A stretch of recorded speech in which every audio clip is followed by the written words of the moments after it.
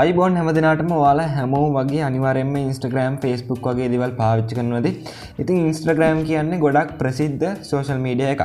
ඉතින් මේකේ අපිට පුළුවන් අපේ account එක private දාලා තියාගන්න. ඉතින් ඊට පස්සේ අපේ followers ලට, ඒ කියන්නේ අපේ follow කරන්නේ නැති අයට අපේ photos එහෙම පෙන්වන්නේ නැහැ. ඒත් එයාලා අපේ follow කරන්න ගත්තොත් එහෙම ඔයාලා එයාගේ follow request එක accept කරොත් එහෙම එයාලට අපේ photos ඔක්කොම පෙන්වනවා.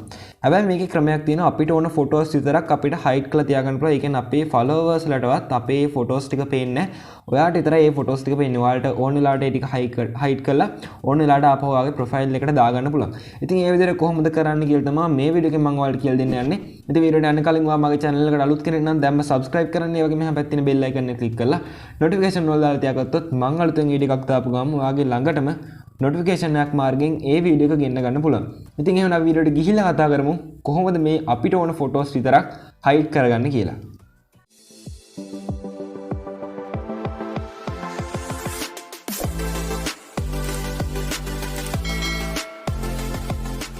ඉස්සෙල්ලාම ඔයාලා කරන්න ඕනේ මෙන්න මේ විදිහට ඔයාගේ Instagram account එකට එන එක.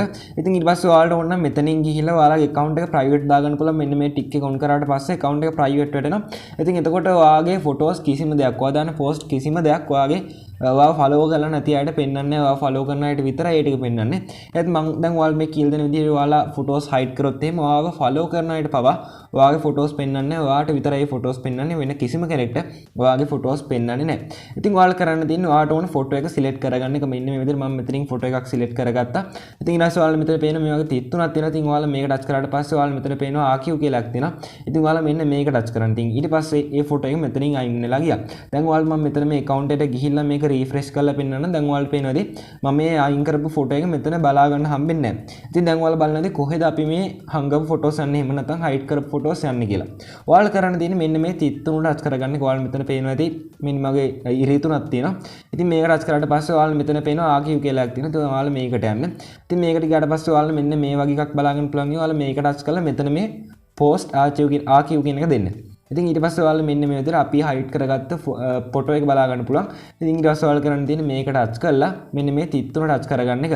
ඉතින් මේ තිත් තුන touch කරලා ඔයාලා මෙන්න මේ show on profile දුන්නාට පස්සේ ආපහු මේ ෆොටෝ එක ඔයාගේ profile එකේ පෙන්වන්න ගන්නවා. දැන් ඔයාලට ආපහු මම මේක refresh කරලා පෙන්වන්න. ඔයාලා මෙතන පේනවාද මේ ෆොටෝ එක ආපහු මෙන්න මේ විදිහට ඇවිල්ලා තියෙනවා.